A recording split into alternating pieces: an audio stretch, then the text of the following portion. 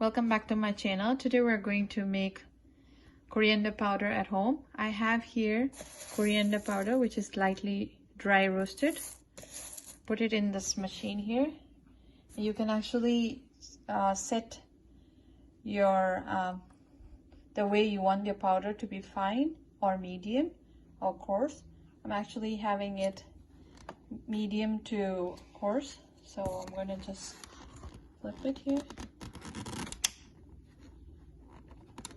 So the arrow, you can see it's actually a little bit close to medium and fine. We're going to put a lid and then press start button.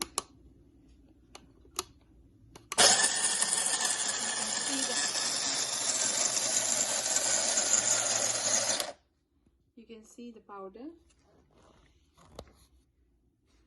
So in this container, you can see it is filled up with the coriander powder. Really nice. See? So hope you like the way we can grind it in this Cuisinart coffee mill. It's really worth the buy. Thank you. Hope you like this. So here you can see it's finely grounded.